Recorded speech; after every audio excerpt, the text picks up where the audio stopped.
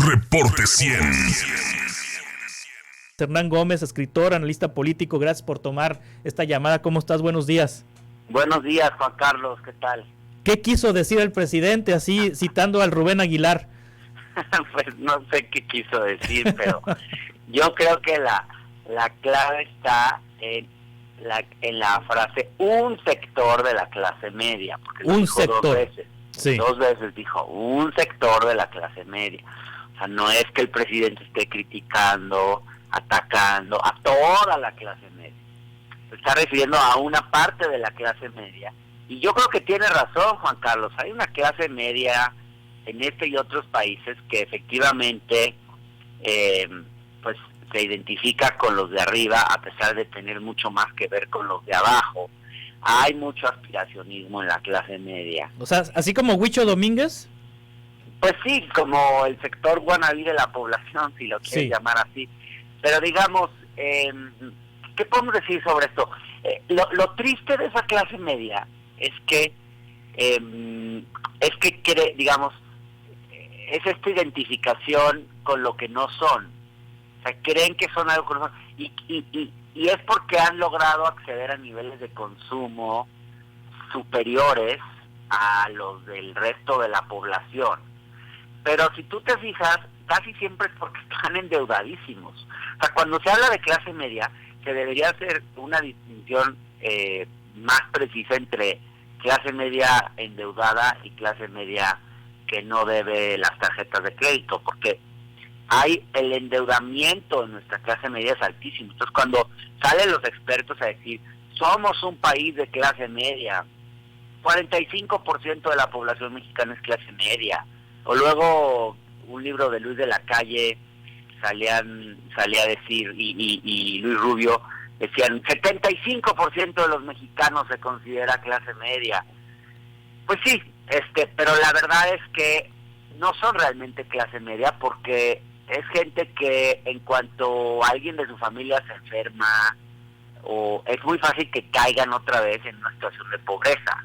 Entonces, esa idea de clase media, de entrada hay que relativizarla mucho más, porque no hay la clase media en México es muy, muy, muy reducida en realidad.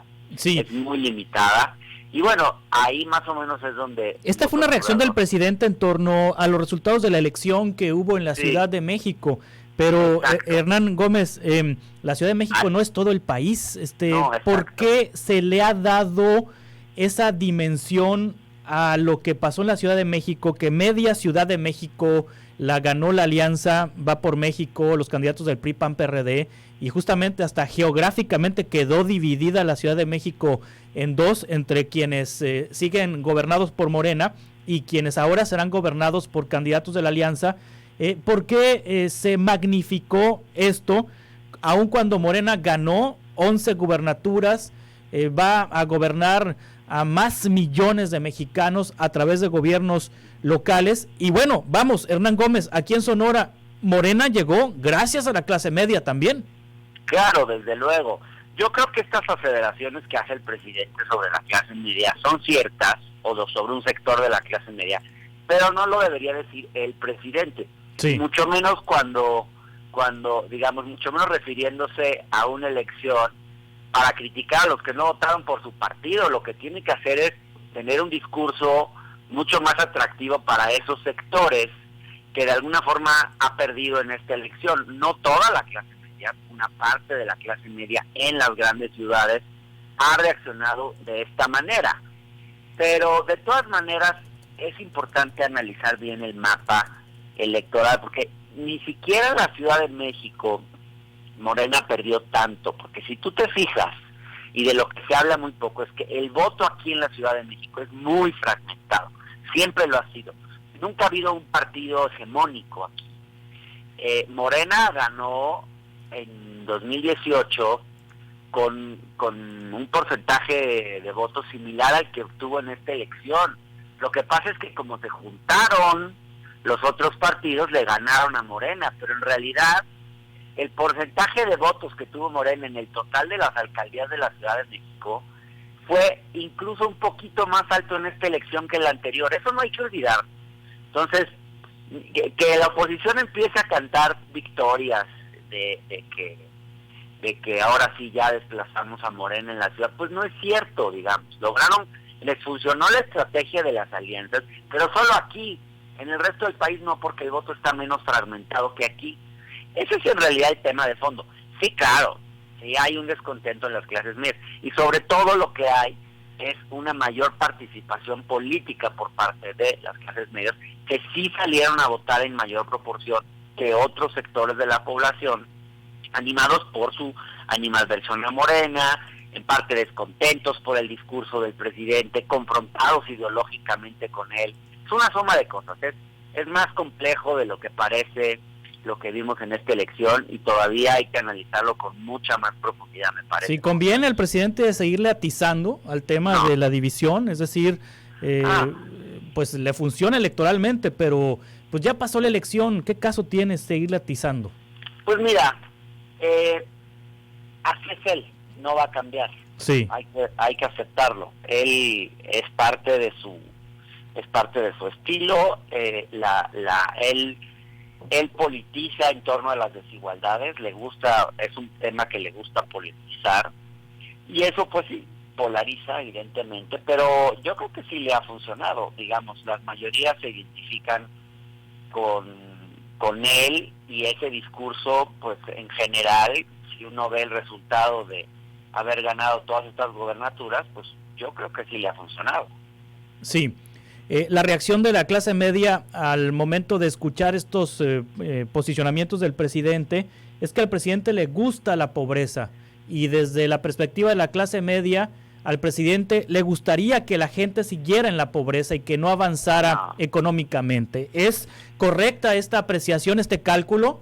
No, eso es lo que escriben hoy, por ejemplo, Martín Moreno, Sergio Sarmiento, y además con el discurso de que necesitamos más ricos porque eso nos va a hacer más prósperos.